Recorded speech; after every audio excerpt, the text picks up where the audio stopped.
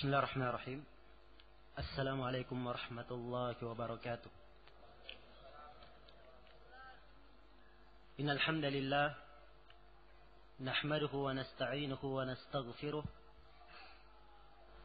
na'udzu billahi min shururi anfusina wa sayyiati a'malina. May yahdihillahu fala mudilla lahu wa may yudlil fala hadiya lahu. أشهد أن لا إله إلا الله وحده لا شريك له وأشهد أن محمدا عبده ورسوله. يا أيها الذين آمنوا اتقوا الله حق تقاته ولا تموتن إلا وأنتم مسلمون. يا أيها الناس اتقوا ربكم الذي خلقكم من نفس واحدة وخلق منها زوجها وبث منهما رجالا كثيرا ونساء واتقوا الله الذي تساءلون به والأرحام إن الله كان عليكم رقيبا. يا أيها الذين آمنوا اتقوا الله وقولوا قولا أعمالكم ذنوبكم ومن يطع الله ورسوله فقد فاز فوزا عظيما. أما بعد فإن أصدق الحديث كتاب الله وخير الهدي هدي محمد صلى الله عليه وآله وسلم محدثاتها فإن كل محدثة بدعة وكل بدعة ضلالة وكل ضلالة في النار. معاشر الإخوة والأخوات أكرمكم الله. Pada maghrib yang berbahagia ini kita bersyukur kepada Allah Subhanahu wa taala yang mempertemukan kita di dalam majelis yang mulia ini. Dan saya berharap mudah-mudahan majelis ini dijadikan sebagai majelis yang penuh dengan berkah, penuh dengan manfaat dan membawa kebaikan untuk kita semua di dunia dan di akhirat. Dan juga kita berharap termasuk orang-orang yang meraih keutamaan yang tertera di dalam hadits-hadits, bahkan di dalam ayat Al-Quran, keutamaan duduk mengingat kepada Allah Subhanahu wa taala. Wal ilm min afdalid dzikr, dan menuntut ilmu adalah zikir yang paling utama, di antara zikir yang paling utama. Dan Rasulullah sallallahu alaihi wasallam bersabda di dalam hadits Abu Hurairah yang diriwayatkan oleh Imam Muslim, "Majtama'a qaumun fi baitin min buyutillah yatluna kitaballahi wa yatadarasunahu fima bainahum illa nazalat 'alaihimus sakinah wa ghashiyatuhumur rahmah wa haffathumul malaikah wa dzakarahumullahu ta'ala fi man 'indah." Tidak ada satu kaum pun yang duduk di rumah dari rumah-rumah Allah, yaitu di masjid dari masjid-masjid Allah, kecuali mereka duduk di masjid, di rumah dari rumah-rumah Allah. Mereka membaca kitab Allah, saling mempelajari antara sesama mereka, kecuali akan turun rahmat kepada mereka, akan turun ketenangan kepada mereka. Wa ghasyiyatuhumur rahmah, dan mereka diliputi oleh rahmat. Wa haffathumul malaikah, mereka dinaungi oleh para malaikat. Wa dzakarahumullahu ta'ala fi man 'indah, dan Allah Ta'ala akan menyebut mereka di depan para malaikatnya. Karena itu ini adalah suatu nikmat yang sangat besar yang hendaknya disyukuri. Dan kita senantiasa bersyukur kepada Allah Subhanahu wa taala akan nikmat tersebut. Dan hamba yang baik adalah hamba yang senantiasa bersyukur. Wa itta'adzana rabbuka wa itta'adzana rabbukum la in kafartum la azidannakum la in syakartum la azidannakum wa la in kafartum inna adzabi lasyadid. Dan ketika Rabbmu telah mengumumkan, apabila kalian bersyukur, maka sungguh saya akan menambah nikmatku. Dan kalau kalian kufur, maka sungguhnya siksaanku sangatlah pedih. Di antara perkara yang kadang dilalaikan oleh seorang penuntut ilmu, ia lupa bahwa dirinya berada di dalam suatu nikmat. Ia lupa bahwa ia sedang dimuliakan oleh Allah Subhanahu wa taala dengan suatu nikmat yang orang-orang lain selain dari mereka, kadang Allah haramkan ilmu tersebut atas mereka. Dan sebagian lagi ada yang punya semangat untuk menuntut ilmu, tetapi Allah tidak memudahkan untuknya jalan dan tidak memberikan kemudahan untuknya fasilitas. Karena itu kita bersyukur kepada Allah Subhanahu wa taala akan rahmat dan karunia ini. Dan kita memohon kepada Allah Subhanahu wa taala, mudah-mudahan kita semua diwafatkan di atas keadaan menuntut ilmu dalam keadaan ridha dan diridhai.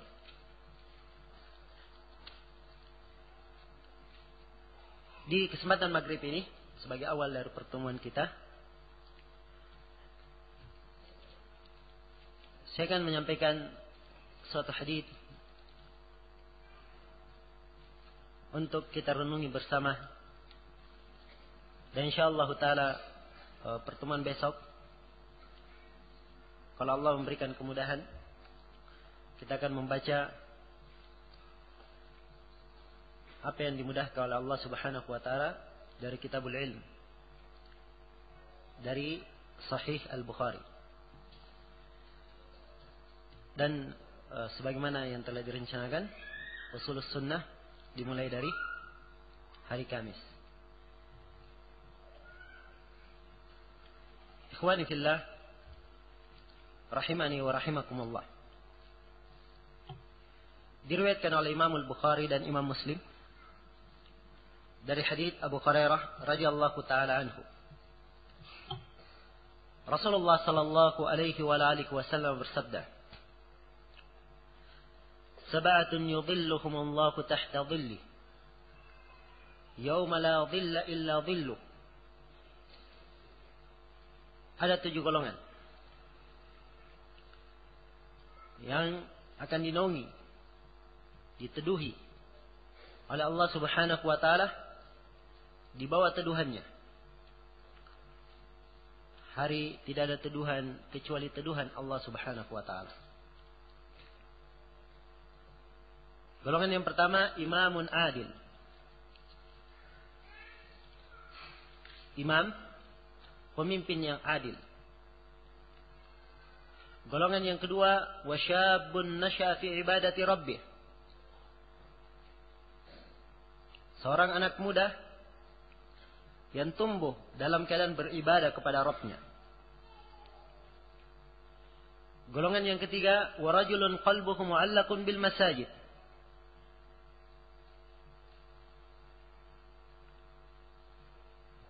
Adalah seorang lelaki yang hatinya itu terikat dengan masjid.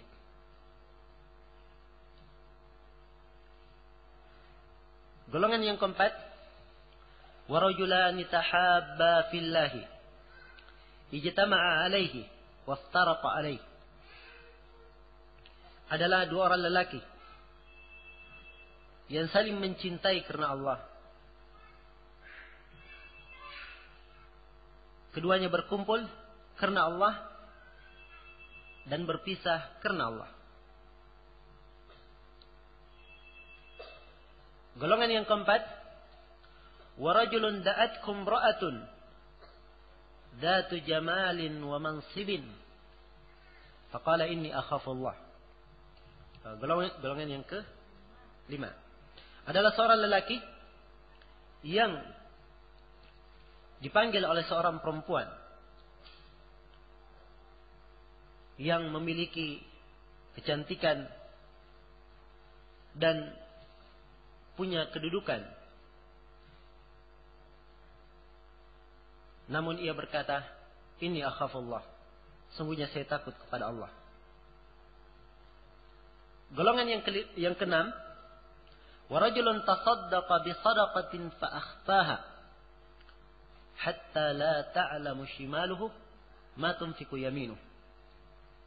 Adalah seorang lelaki yang bersedekah dengan suatu sedekah.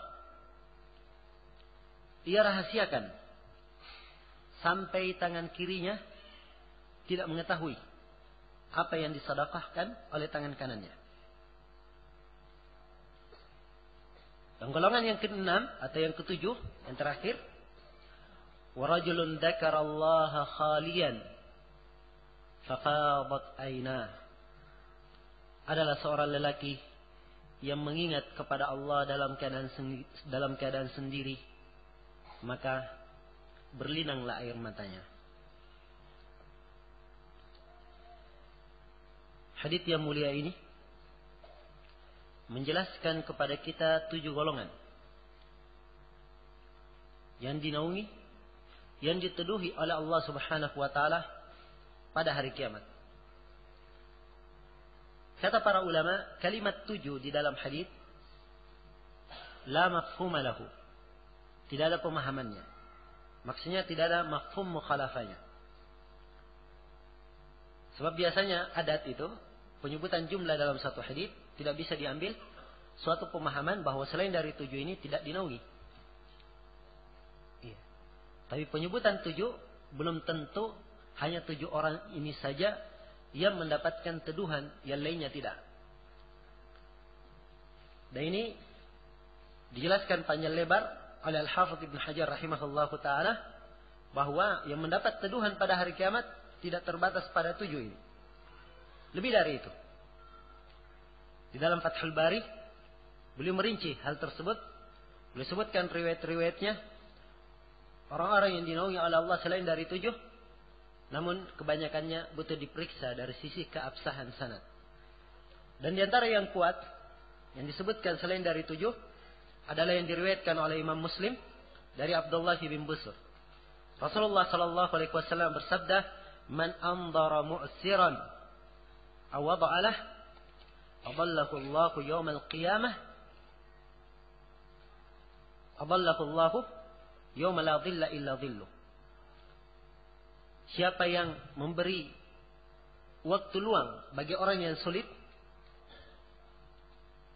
atau meletakkan hutangnya, maka Allah akan menuduhinya pada hari kiamat, hari tidak ada teduhan kecuali teduhannya.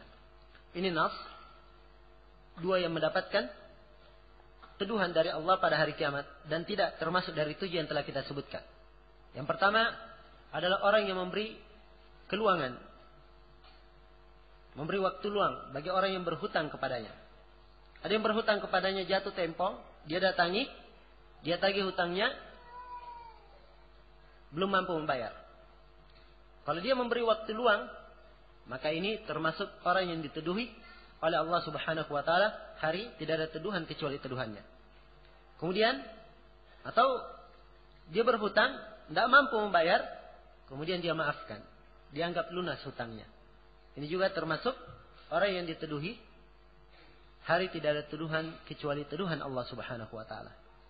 Yang jelas ini sebagai contoh bahwa yang diteduhi di dalam atau yang masuk di dalam golongan yang diteduhi oleh Allah Subhanahu wa taala pada hari kiamat di bawah teduhan arsy-Nya, itu bukan cuma 7 yang tertera di dalam hadis ini saja. Ada golongan-golongan yang lain. Kapan hadisnya sahih dari Rasulullah sallallahu alaihi wasallam, maka kita katakan ia termasuk darinya. Baik, dalam hadis Abu Hurairah yang kita sebutkan tadi dikatakan oleh Rasulullah sallallahu alaihi wasallam, "Sab'atun yudhilluhumullahu tahta dhilli." Ada 7 golongan ya Allah akan menaungi mereka tahta dhillihi, di bawah naungannya, di bawah teduhannya. Yauma la dhilla illa dhillu, hari tidak ada teduhan kecuali teduhannya, yaitu dinaungi di bawah teduhan arsy Allah Subhanahu wa taala. Sebagaimana diterangkan dalam sebagian riwayat. Hari yang sangat mengerikan tersebut. Pada hari kiamat. Ketika manusia dikumpulkan di padang mahsyar. Jin dan manusianya. Dari awal sampai akhirnya. Dikumpulkan dalam keadaan yang penuh dengan prahara. Matahari didekatkan di atas kepala. Disebutkan dalam sebagian riwayat dalam As-Sahihain sejarak 1 mil. Ada 2 penafsiran di kalangan para ulama makna 1 mil. Ada yang mengatakan 1 mil jaraknya 1 jarum panjang. Sekitar 1 jengkal. Dan ada yang mengatakan 1 mil, ukuran 1 mil. Itu sekitar 1,6 kilo. Ini jarak matahari di atas kepala manusia. Hanya sejarak 1 mil. Bisa dibayangkan betapa mengerikannya hari itu. Dan manusia seluruhnya berkumpul dalam keadaan telanjang. Dalam keadaan belum dikhitan, belum disunat. Dalam keadaan tidak beralas kaki. Aisyah radhiyallahu taala anha sempat bertanya kepada Rasulullah. Ya Rasulullah, kalau begitu saling melihat. Kata beliau, ya Aisyah, al-amru asyaddu min dzalik. Kata beliau, sungguhnya perkara pada hari itu lebih dahsyat dari hal tersebut. Tidak ada kesempatan, tidak pernah berpikir untuk saling melihat. Dan setiap manusia pada hari itu hanya memikirkan dirinya saja. Jangankan manusia biasa, para nabi dan para rasul selain Nabi Muhammad SAW, ketika didatangi oleh manusia dan mereka telah merasakan betapa beratnya pada mahsyar, menunggu hisab, menunggu perhitungan Allah Subhanahu wa taala. Yang dikatakan di dalam sebagian hadis, 1 hari di padang mahsyar lamanya seperti 50.000 tahun. Mereka datang kepada para nabi. Datang kepada Nabi Adam alaihissalam. Berkata, wahai Adam, engkau adalah ayah manusia. Mintalah syafaat kepada Allah supaya hisab segera dimulai. Supaya hisab dipercepat. Maka Nabi Adam alaihissalam berkata, sungguhnya saya pernah berdosa. Beliau sebutkan dosa beliau. Kemudian beliau katakan, dan Allah Subhanahu wa taala pada hari ini betul-betul murka. Murka dengan kemurkaan yang Allah tidak pernah murka sebelumnya. Seperti itu. Maka kata beliau, nafsi, nafsi. Yang saya pikirkan hanyalah diriku dan diriku. Nabi Adam alaihissalam. Mereka datang kepada Nabi Nuh. Juga jawabannya seperti itu. Datang kepada Nabi Musa, Nabi Isa, Nabi Ibrahim. Juga jawabannya seperti itu. Kemudian datanglah mereka kepada Nabi Muhammad SAW dan Nabi Muhammad yang kemudian memberi syafaat dalam kisah Asy-Syafa'atul Uzma yang terkenal itu. Iya. Ini kejadian pada hari kiamat. Hari yang sangat mengerikan sekali. Hari yang sangat dahsyat. Seluruh manusia dikumpulkan di padang mahsyar. Matahari dekatkan di atas kepala. Kata Nabi SAW, seluruh manusia berkeringat. Sesuai dengan kadar amalannya. Maka ada yang mendapat teduhan dari Allah. Sebagaimana yang tertera di dalam hadits ini. Ada yang berkeringat sesuai dengan kadar amalannya. Ada yang berkeringat. Keringatnya menutupi mata kakinya. Ada yang berkeringat sampai ke lututnya. Ada yang berkeringat sampai ke pinggangnya. Ada yang berkeringat sampai ke dadanya. Dan ada yang keringatnya menenggelamkannya. Maka pikirkanlah, wahai anak Adam. Itu adalah suatu hari yang setiap dari kita pasti akan melewatinya.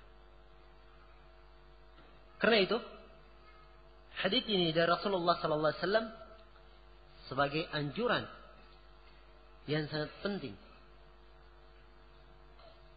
kepada seluruh manusia supaya segera mempersiapkan amalan-amalan salih, memasukkan dirinya ke dalam golongan-golongan orang-orang yang diridai oleh Allah Subhanahu wa taala, orang-orang yang mendapatkan keutamaan.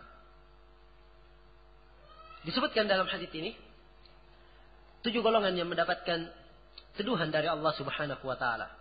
Hari tidak ada teduhan, tidak ada naungan kecuali naungan Allah Subhanahu wa taala. Yang pertama adalah imamun adil. Adalah pemimpin yang adil.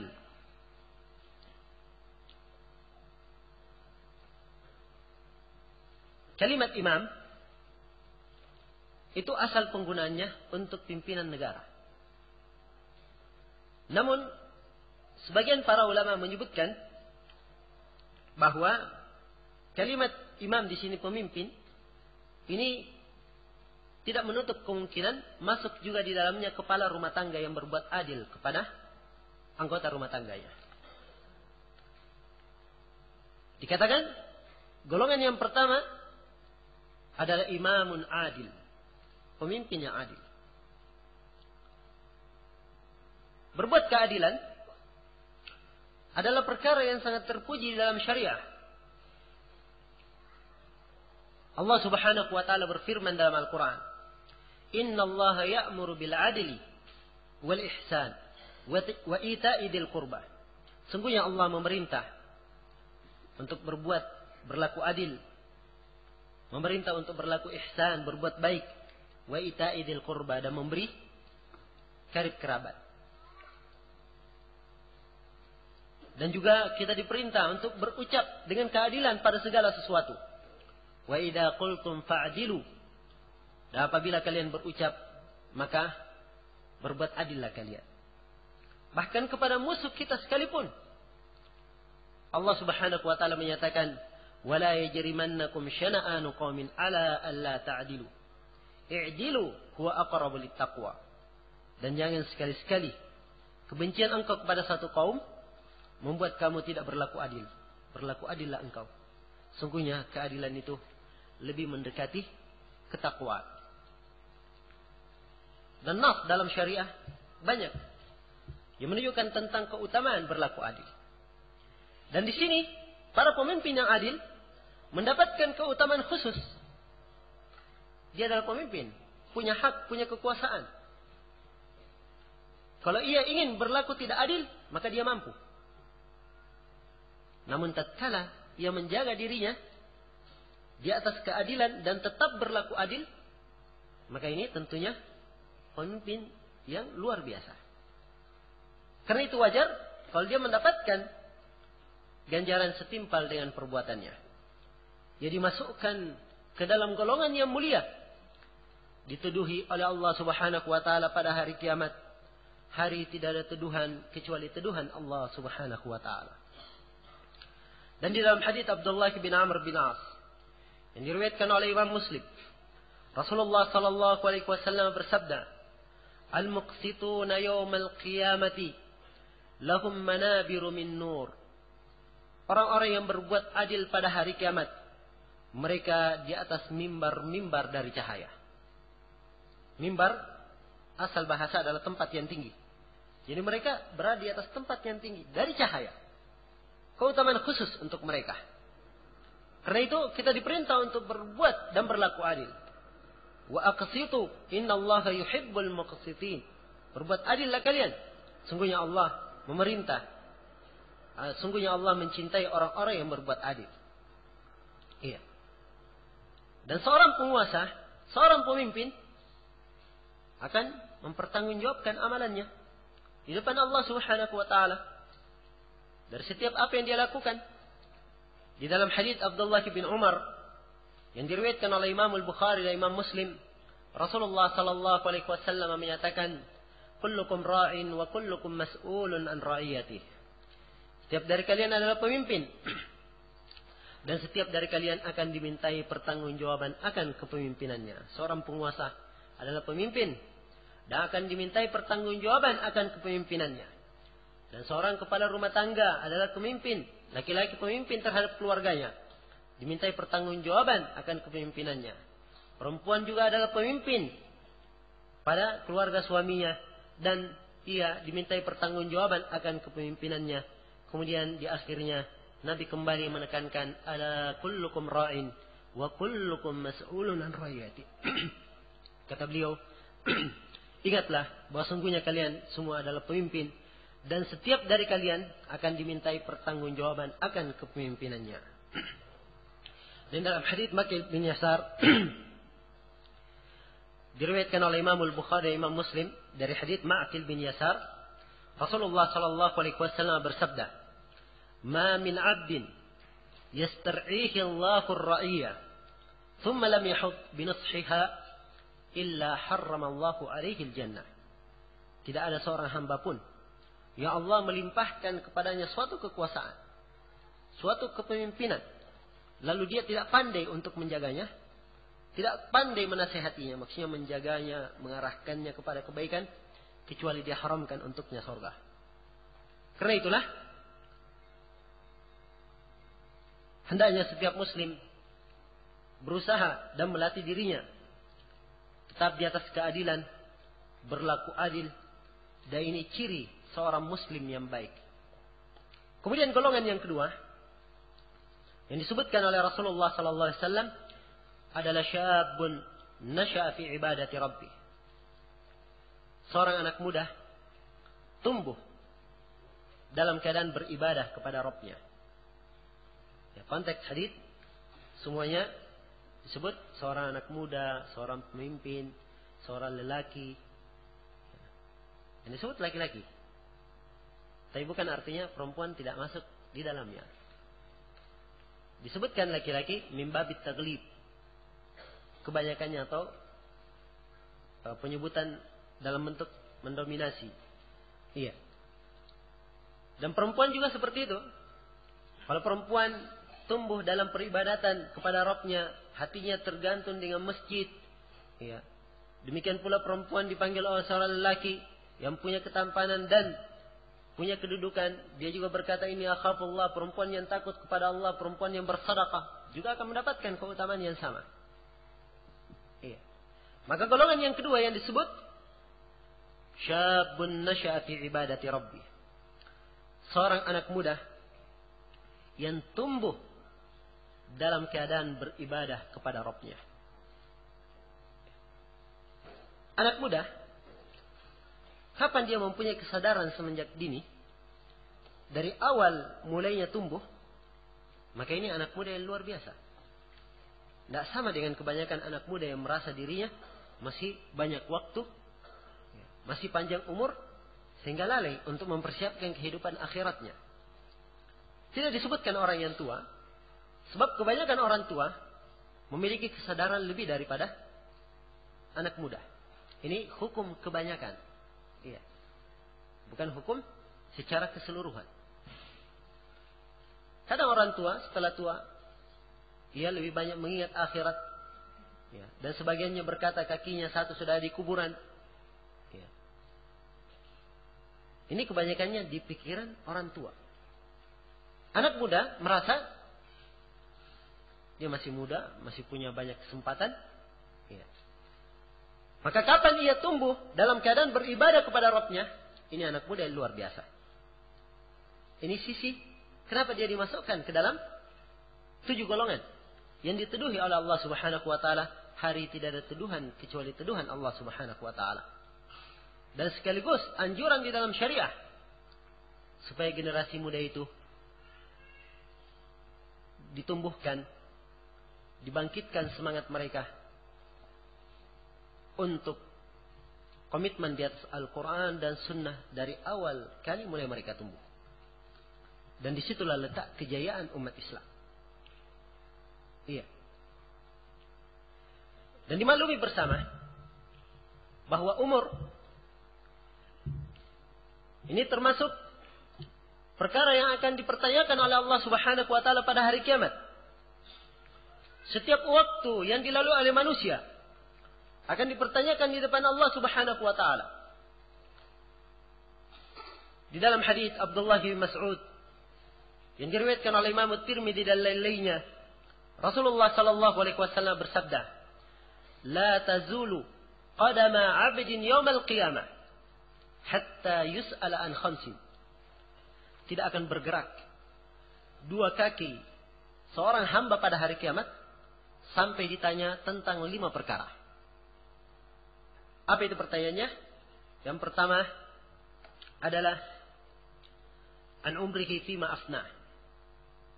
Tentang umurnya di mana dia habiskan. Pertanyaan yang kedua an syababihi fima ablah. Pertanyaan yang kedua tentang waktu mudanya, di mana dia usangkan. Ya, sampai lapuk, sampai usang, tadinya muda kemudian menjadi usang, di mana dia habiskan.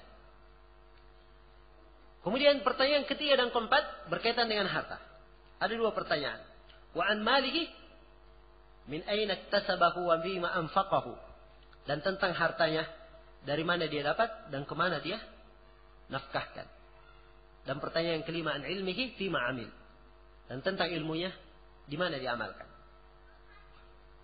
Maka umur adalah perkara yang akan dipertanyakan depan Allah Subhanahu wa taala. Demikian pula waktu muda masuk di dalamnya. Karena itu merugilah dan celakalah orang yang waktu mudanya habis dalam keadaan bergelimang dengan dosa dan maksiat kepada Allah Subhanahu wa taala. Atau waktu mudanya habis dengan hal-hal yang menyibukkan dia dari agamanya, melalaikan ia dari agamanya. Hal-hal yang sia-sia. Kerugian yang sangat besar. Penyesalan. Tidak lagi penyesalan di atasnya. Karena itu, hendaknya setiap muslim dan muslimah berusaha agar setiap waktunya ia habiskan dalam keadaan beribadah dan dalam keadaan ketaatan kepada Allah Subhanahu wa taala. Iya. Kemudian golongan yang ketiga disebutkan oleh Rasulullah sallallahu alaihi wasallam dalam hadis ini adalah warajulun qalbuhu mu'allaqun bil masajid. Adalah seorang lelaki yang hatinya senantiasa terikat dengan masjid. Tergantung dengan masjid.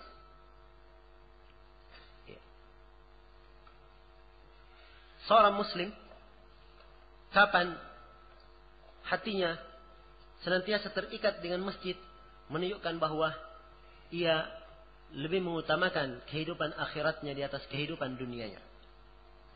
Ia lebih senang untuk hadir di masjid dalam majelis-majelis ilmu. Kadang ia membaca, ia datang ke masjid, menghafal ilmu, senang di masjid. Hatinya terikat, tergantung dengan masjid. Tapi bukan artinya dia harus di masjid terus, enggak. Kalimat dalam hadis rajulun qalbuhu mu'allaq. Hatinya terikat. Dan terikat itu belum tentu di tempat tersebut. Iya. Ia senantiasa cinta. Dan ingat tentang kegiatan-kegiatan di masjid, kewajibannya di masjid, amalan-amalan saleh yang dilakukan di masjid. Kapan seorang hamba dalam keadaan seperti ini, maka itu adalah keutamaan yang sangat besar. Karena itulah ia dimasukkan ke dalam golongan yang ketiga, yaitu termasuk dari golongan yang diteduhi oleh Allah Subhanahu wa taala pada hari kiamat. Hari tidak ada tuduhan kecuali tuduhan Allah Subhanahu wa taala. Iya. Dan Rasulullah sallallahu alaihi wasallam mengikatkan di dalam hadis Ibnu Abbas yang diriwayatkan oleh Imam Al-Bukhari, ni'matani maghbunun fihima katsirun minan nas, as-sihhatu wal faragh. Ada 2 nikmat yang banyak manusia lalai dari 2 nikmat itu. Adalah nikmat kesehatan dan nikmat waktu luang. Ini 2 perkara yang apabila seorang itu hatinya terikat dengan masjid, maka ia betul-betul dalam keadaan terjaga dan tidak lalai dari nikmat tersebut. ia duduk di masjid, menunggu waktu sholat berikutnya, mendapatkan keutamaan seakan-akan dalam keadaan sholat. Iya. Seakan-akan dalam keadaan sholat. Maka hatinya senantiasa bergantung dengan masjid, terikat dengan masjid. Dan ini adalah keutamaan yang sangat besar. Kemudian golongan yang keempat disebutkan di dalam hadis, wa rajulani tahabba fillahi ijtama'a alaihi waftaraqa alaihi.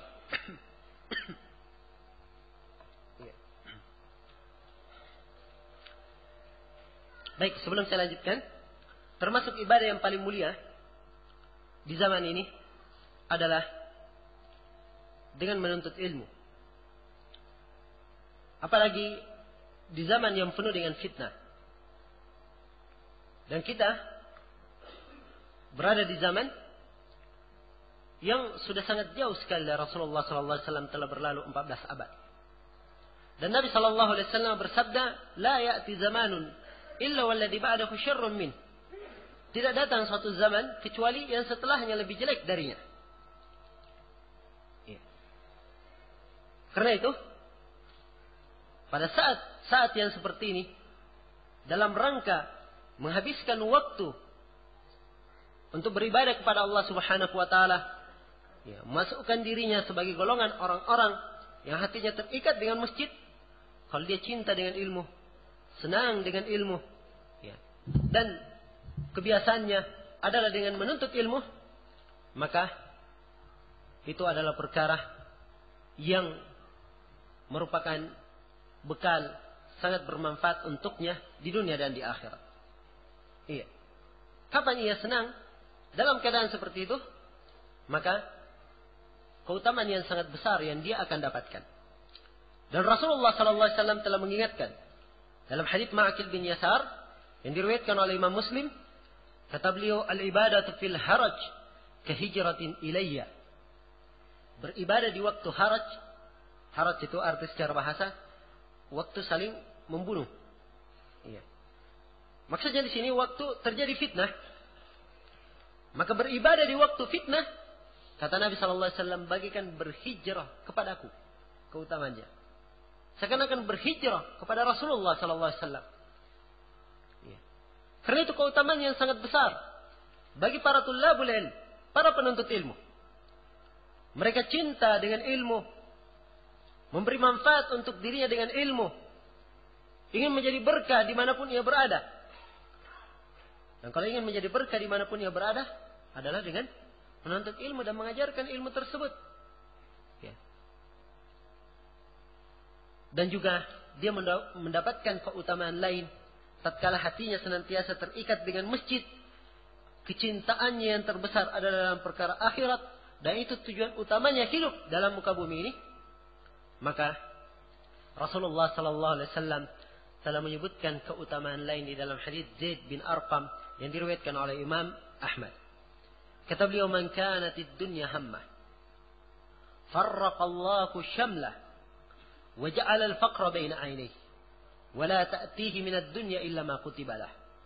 Wa man kanatil akhiratu hammah jama'a Allahu syamlah wa ja'ala al-ghina fi qalbihi wa ta'tihi ad-dunya wa hiya raghimah.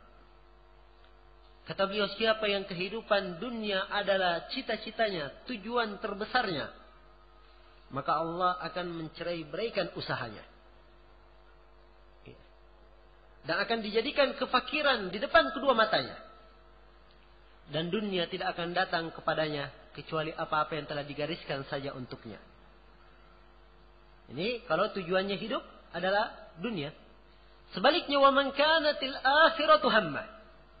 Dan siapa yang kehidupan akhirat adalah cita-citanya, jama'allahu syamlah. Allah akan mengumpulkan syamlahu, usahanya, upayanya, akan dibantu, mendapat pertolongan dari Allah. Wa ja'alal ghina fi qalbi, dan akan dijadikan rasa kecukupan di dalam hatinya. Dan rasa kecukupan ini kekayaan yang tidak lagi melebihinya. Harta yang paling mahal sudah. Ya. Dan itulah hakikat orang yang kaya. Kaya dalam hati. Dan Nabi SAW bersabda dalam hadits Abu Hurairah riwayat Bukhari dan Muslim, "Laisal ghina an kathratil ard, innamal ghina ghinan nafs." Sungguhnya kekayaan itu bukan karena banyaknya harta benda. Tapi kekayaan itu adalah kekayaan di dalam hati. Iya. Kata beliau, siapa yang kehidupan akhirat adalah tujuannya, maka Allah akan menyatukan usahanya, membantunya. Kemudian dijadikan rasa kecukupan di dalam hatinya. Dan dunia datang kepadanya dalam keadaan berlomba-lomba. Ya, tidak perlu khawatir. Seorang yang teguh di atas agama, itu tidak pernah dikhawatirkan oleh Rasulullah dia menjadi fakir atau tidak akan mendapatkan makan. Iya. Kata Nabi SAW dalam suatu hadis, dan beliau mendidik para sahabatnya dengan pendidikan yang betul-betul masuk ke dalam hati para sahabat. Ketika Abu Ubaidah bin Al-Jarrah datang dari Bahrain membawa upeti jizyah,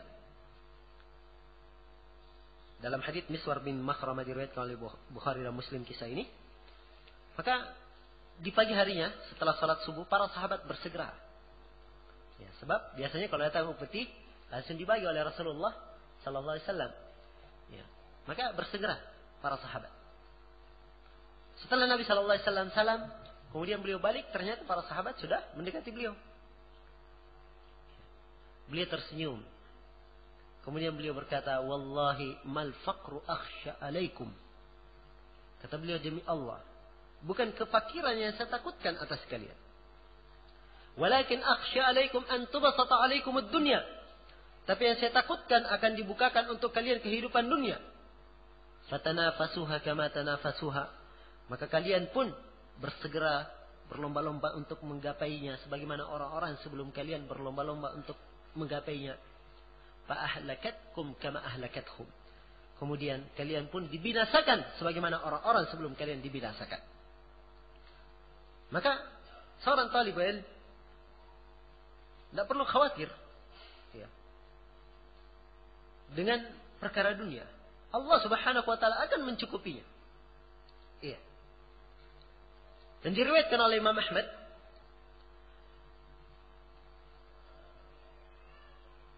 saya lupa sahabatnya, dari Anas bin Malik kalau saya nggak salah. Ada seorang lelaki di zaman Rasulullah sallallahu alaihi wasallam. Beliau datang kepada Rasulullah sallallahu alaihi wasallam mengeluhkan kepada Nabi saudaranya yang tidak pernah bekerja. Dia hanya menuntut ilmu saja. Mendengar hadis dari Rasulullah sallallahu alaihi wasallam. Maka Nabi sallallahu alaihi wasallam berkata, "La'allaka turzaqu bih." Dan lelaki ini bekerja, dia bekerja. Saudaranya hanya sekedar menuntut ilmu. Dia adukan saudaranya kepada Nabi, "Ya Rasulullah, saudara saya ini tidak kerja." Ya, dan seterusnya. Dia hanya menuntut ilmu saja. Maka Nabi berkata, "Barangkali kamu mendapat rezeki disebabkan karena dia." Ya. Karena dia beramal saleh menuntut ilmu, kamu mendapat rezeki dengan itu. Nah, dan ini bukan artinya bahwa kita menyuruh untuk sama sekali tidak mengambil dari kehidupan dunia. Ya. Prinsip kehidupan dimaklumi di dalam syariat. Wabtaghi fi ma ataka Allahu ad-darul akhirah wa la tansa nasibaka minad dunya. Carilah apa yang Allah Subhanahu wa taala datangkan kepadamu dari kehidupan akhirat dan jangan kamu lupa bagianmu dari dunia. Ya. Namun yang menjadi pelajaran bagi kita di sini, apabila seorang itu di dalam hatinya senantiasa teringat akan kehidupan akhirat, maka ini lebih membantu dia untuk senantiasa dekat, tergantung dengan masjid, senang di masjid, dan keutamaan yang sangat besar dia peroleh di belakangnya. Iya. Dan itu termasuk kesempurnaan syariah. Kadang satu amalan dianjurkan, ternyata dalam anjuran tersebut terdapat berbagai macam kemaslahatan dan keutamaan bagi orang yang melakukannya. Ya. Dan Allah Subhanahu wa taala Maha mengetahui dan Maha merahmati makhluk, dan ciri agama kita adalah agama yang penuh dengan rahmat. Wa ma arsalnaka illa rahmatan lil alamin. Tidaklah kami mengutus engkau Nabi Muhammad kecuali sebagai rahmat untuk alam semesta. Baik. Kemudian golongan yang keempat adalah seorang lelaki atau dua orang lelaki yang saling mencintai karena Allah. Keduanya berjumpa karena Allah dan berpisah karena Allah. cinta mencintai karena Allah Subhanahu wa taala adalah ciri orang-orang yang beriman. Ciri orang-orang yang beriman. Innamal mu'minuna ikhwah. Sungguhnya kaum mukminin itu bersaudara. Dan dalam hadits Abu Musa al-Asy'ari diriwayatkan oleh Imam Al-Bukhari dan Imam Muslim, al-mu'minu lil mu'mini kal bunyan yashuddu ba'dahu ba'dha. Seorang mukmin bagi mukmin yang lainnya bagikan bangunan, sebagiannya menguatkan bagian yang lain. Dan di dalam hadits Nu'man bin Bashir yang diriwayatkan oleh Imam Al-Bukhari dan Imam Muslim, Rasulullah sallallahu alaihi wasallam menyatakan, "Matsalul mu'minina fi tawaddihim wa tarahumihim wa ta'atufihim kamatsalil jasadil wahidi idza ishtaka minhu 'udhu tada'a lahu sa'irul jasadi bis-sahri wal humma." Kata beliau, perumpamaan kaum mukminin di dalam hal saling cinta mencintai, rahmat merahmati, sayang menyayangi, perumpamaannya bagaikan satu tubuh. Apabila sebagian dari tubuh mengeluh, maka bagian yang lainnya akan merasakan keluhan tersebut. Baik itu dengan rasa panas pada tubuhnya atau tidak bisa tidur. Iya. Ini perumpamaan seorang mukmin yang baik. Cinta kepada saudaranya. Saling mencintai karena Allah Subhanahu wa taala. Dan pada hari kiamat dikhususkan mereka dengan panggilan dan seruan dari Allah Subhanahu wa taala. Ya. Tidak diberikan kepada golongan yang lainnya. Dalam hadits Abu Hurairah yang diriwayatkan oleh Imam Muslim, Rasulullah sallallahu alaihi wasallam bersabda, Allah Subhanahu wa taala berfirman pada hari kiamat, "Ainal mutahabbuna bijalali?" Di mana orang-orang yang saling cinta mencintai karena kemuliaanku?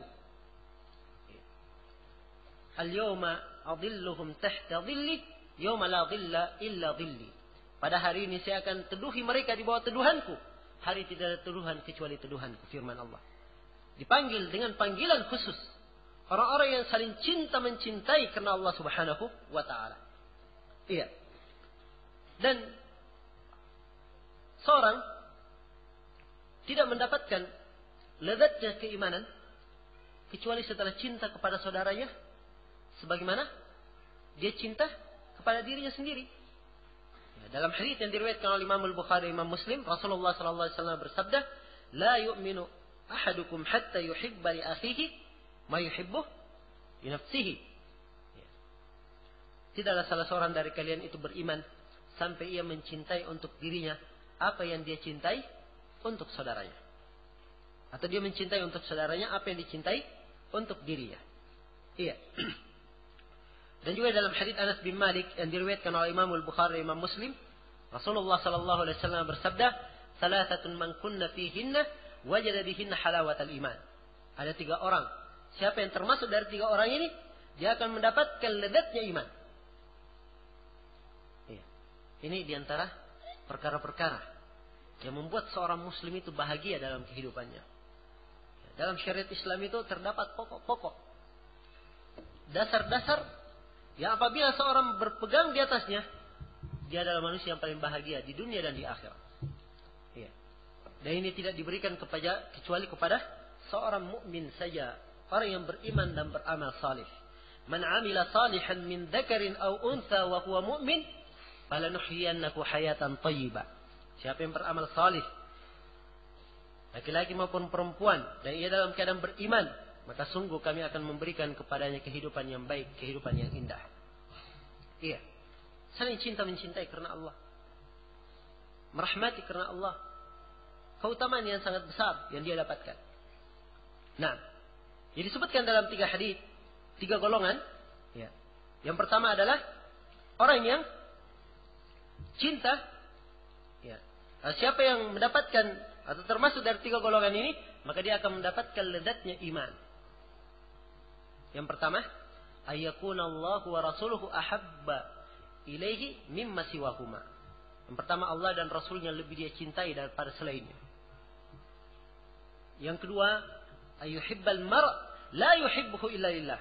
Dia cintai seseorang tidaklah dicintai kecuali hanya karena Allah.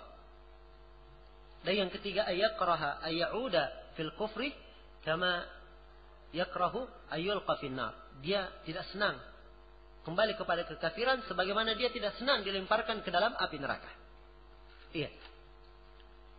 Ini siapa yang merasakan 3 ini dan menjalankannya, dia akan mendapatkan lezatnya keimanan. Karena itu cinta mencintai karena Allah perkara yang betul-betul membawa kebahagiaan kepada seorang muslim. Dengan hal ini akan hilang darinya berbagai macam penyakit-penyakit hati. Rasa hasad, rasa dengki, dendam dan seterusnya. Dengan menanamkan rasa cinta kepada seorang muslim karena Allah Subhanahu wa taala. Berjumpa karena Allah, berbisa karena Allah. Iya. Kisah yang sangat menakjubkan sekali sebutkan dalam hadis yang diriwayatkan oleh Imam Muslim dari hadis Abu Hurairah, seorang lelaki dari kampungnya berjalan ke kampung lain. Ya.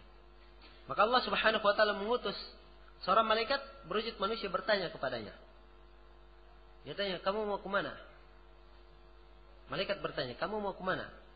Katanya, "Saya mau ke kampung sana." "Ada siapa di sana?" "Saya mau mengunjungi saudaraku." "Kenapa kamu kunjungi dia?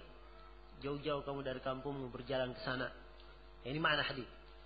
Kata orang tersebut, "Saya ingin mengunjunginya, ya, karena Allah Subhanahu wa taala. Apakah orang ini punya jasa terhadap kamu sehingga kamu harus susah payah mengunjungi dia?" "Tidak ada jasanya." "Apakah kamu punya hubungan kerabat?" "Tidak ada hubungan kerabat. Saya kunjungi dia karena Allah, saya cinta dia karena Allah Subhanahu wa taala." Maka malaikat ini berkata, "Saya adalah utusan dari Allah dan Allah Subhanahu wa taala qad ahabbaka bima ahbabtahu fihi." Allah telah mencintai kamu karena kamu cinta kepada saudaramu. Iya. Keutamaan yang sangat besar.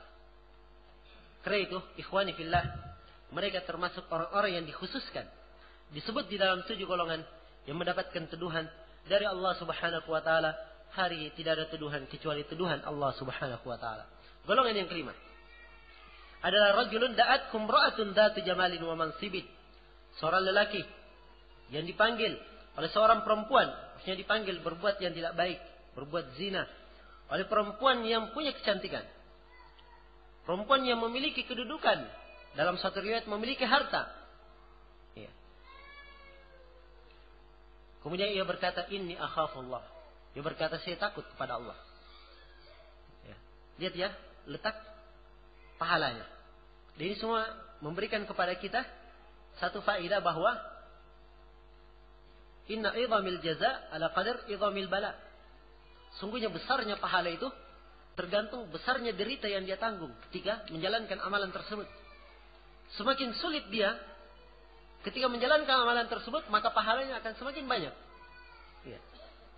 Orang yang meninggalkan zina karena tidak ada yang memanggilnya, tidak ada dawainya, ya, itu biasa, dapat pahala dia dengan itu.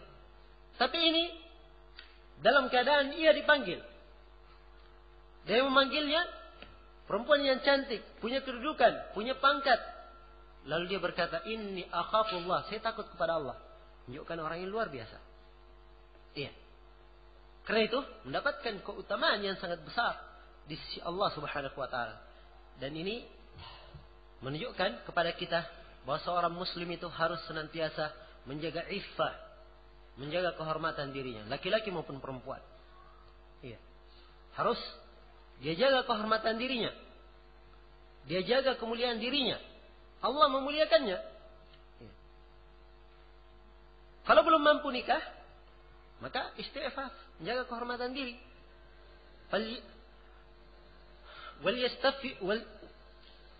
وَلْيَسْتَعْفِفِ الَّذِينَ لَا يَجِدُونَ نِكَاحًا حَتَّى يُغْنِيَهُمُ اللَّهُ مِنْ فَضْلِهِ. Hendaknya orang-orang yang belum mampu nikah, dia menjaga kehormatan dirinya sampai Allah Subhanahu wa taala memberikan kecukupan kepadanya. Iffah ini adalah perkara yang betul-betul luar biasa. Ya. Dan siapa yang berusaha menjaga kehormatan dirinya, Allah akan menjaganya. Wa may yasta'if yu'iffahu Allah. Ya. Siapa yang menjaga kehormatannya, maka Allah akan menjaganya. Nah, karena itu seorang berusaha untuk menjaga dirinya. Ya. Jangan sampai jatuh di dalam perkara-perkara yang bisa mengundang kemurkaan dari Allah Subhanahu wa taala, mendatangkan musibah dan malapetaka. Seorang muslim senantiasa mengingat pahala dari Allah Subhanahu wa taala. Kehidupan dunia, syahwat itu sementara. Iya. Dan kehidupan kekal abadi ada di depan Allah Subhanahu wa taala, kehidupan di akhirat kelak. Nah, Jadi ini golongan yang kelima.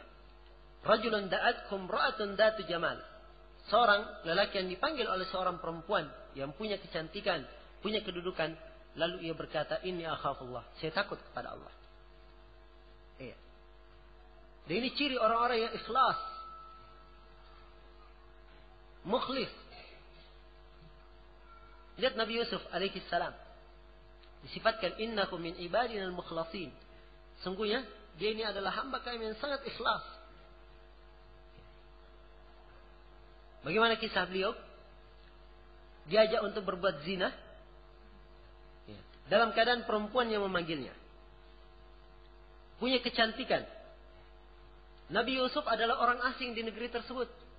Kalau dia berbuat, pergi. Nabi mencelanya, nggak ada yang tahu siapa dia.